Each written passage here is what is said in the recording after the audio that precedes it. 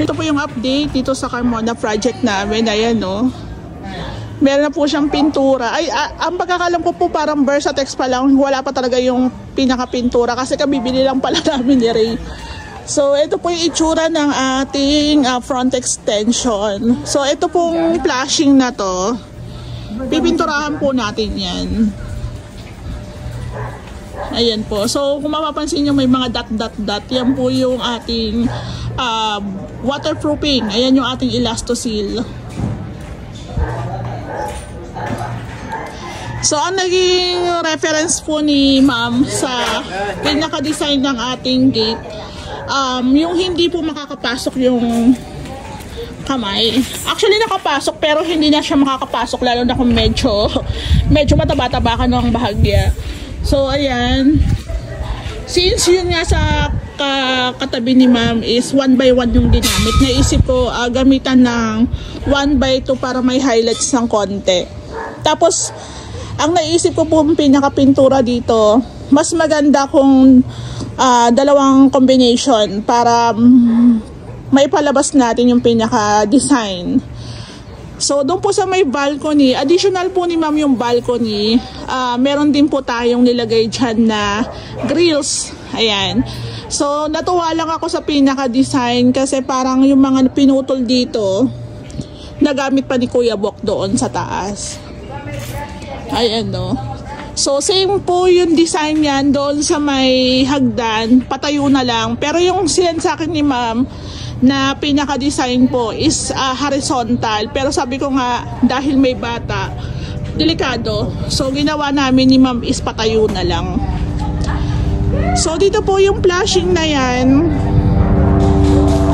Ang naiisip ko pong pinaka-pintura niyan is black.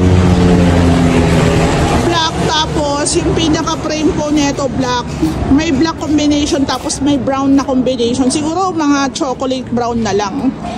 So natapos na po ni Kuya Bok yung ating grills dito. Ang pagkakaalam ko yung gate patapos na rin po ata, i-install na lang nila. Ayan. So meron tayong main gate dito, tsaka meron din po tayong pedestrian. Kung mapapansin nyo, meron na siyang mga uka-uka dun sa poste. So, ibig sabihin, pwede nang i-install yung ating gate. Ayan. So, dito, hindi siya nakasagad. Meron tayong awang na konti. Umaambon.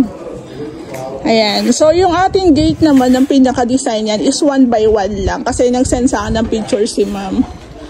So, ang ganda na, diba? Ayan, no. So, yung ating mga PVC na yan, aayusin pa po yan. So, waiting na lang po kami na maayos na itong ating poste ng metro para matanggal na po ito ditong pinaka-poste kasi meron na tayong abang doon.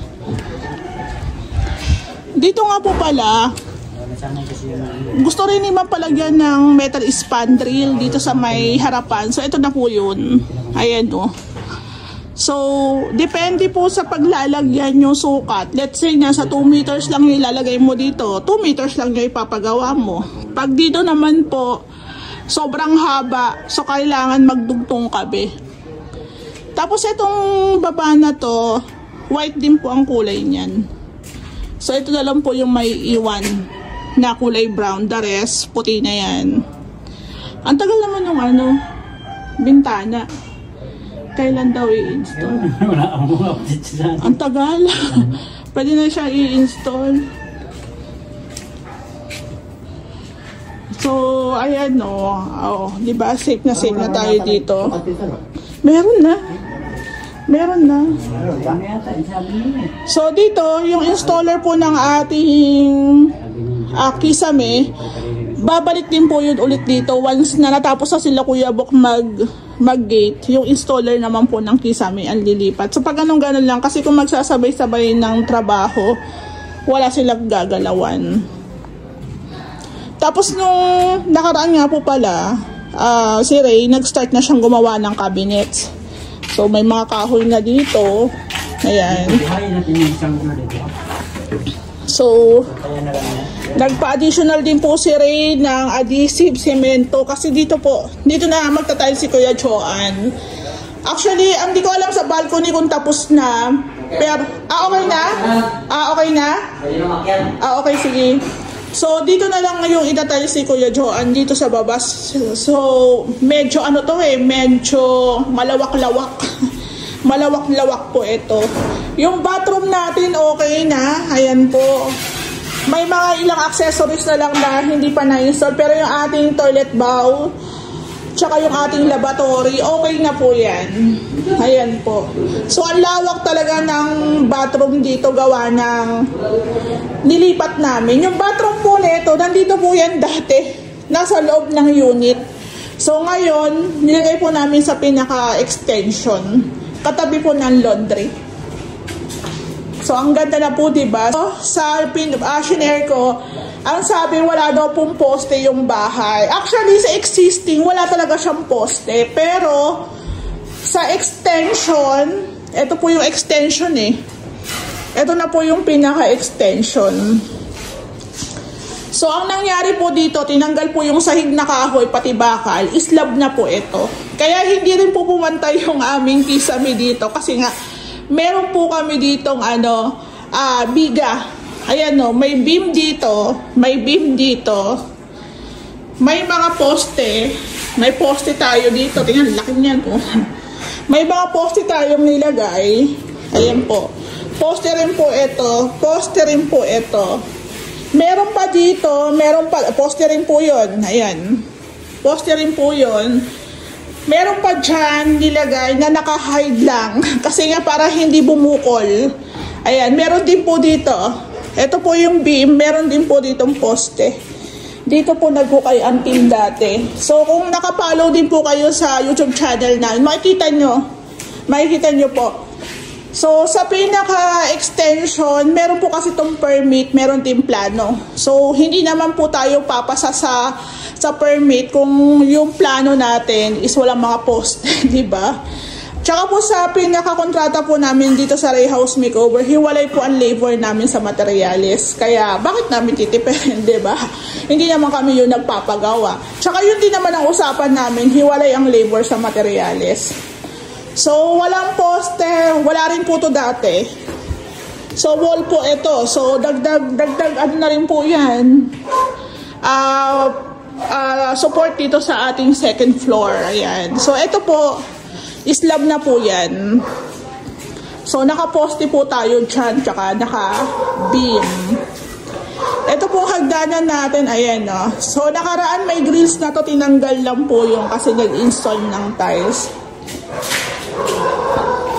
Yung hagdan natin, tiles lang po yan. Tapos si ma'am din po ang pumili. Pero ang style niya parang ganun din, Ayan po. So, yung color combination niya, hindi naglalayo sa dark brown tsaka white. So, ito po, yung riser natin, mamasilyahan na lang yan once na natuyo na. Ayan diba? Kailan po kaya i-install dito, ma'am, yung mga bintana? Sana ma-install na. Parang yun na lang ang kulang Actually, ma'am, pag napanood nyo to, pwede nyo na pong ipa-install yung inyong mga sliding. Huwag lang po munang tatanggalin yung sticker. Pwede naman po yun, katulad sa sahod ulan. Pwede na umakyat, Brad. Tanggal na lang kung siya na. Hindi, okay lang. Ayan. Okay lang. Ayan po, naka-tiles. So, dito po sa second floor. Second floor na po to kasi nga naka-slab na tayo dito. So, naka-slab po tayo kaya ganyan na po ang itsura niyan. Ayan Ito po yung balcony. Yung balcony natin wala pang tiles. Pero, wala pa rin kisame. So, meron tayong grills. Sa mga kababayan ko dyan. Ayan, di ba ang ganda na, So, ito pala, inasintadahan ng bahagya, tapos grills. Kasi nilagyan ng ng flashing, Wala po kasing kakapitan ng flashing. So, nagdagdag sila ng asintada. Ayan po, So, dito, ang ganda ng view. Ayan, hello, Rambo. Ayan po, oh. May pintura na yung ating bahay. So, dito po may tiles wall po tayo, tsaka kisame.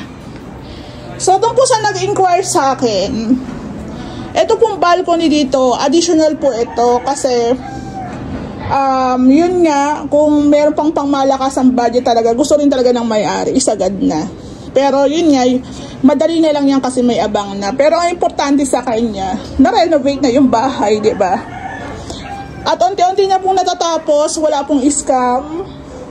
Abangan din po natin yung tiles dito. Ayan, so, yung bata, pwede siya mag-swimming dito. Kasi, meron kami nilagay dito na floor drain. Ayan. So, diba, safe na safe yung bata. Nandito sa taas, pag gusto nilang parang party-party lang, kiddie pool, yan, pwede siya. Ayan po. So, additional po to pero hindi po biro ang gawa kasi nilagyan ng bubong, kisame, may grills, ida tiles, pintura, wiring. So, maraming bumubo. Ayan po. So, abangan natin, konti na lang, malalapit lang matapos. Ito rin po pala yung cabinets nila, mamo. Laki. Ayan. Natapos na po ni Ryan last week. Tapos ito po yung sa kabila. Ayan. Ito po. Wow! O, diba? All-in pagawa na. Kasi ganun din naman eh. Sa future, magpapagawa ka rin naman ng cabinets. Hindi, todo mo na. Kaso, syempre, ito todo mo rin din talaga yung pangmalakas ang budget mo dyan. Ayan na, ang ganda na, oh. O, diba? Ang ganda.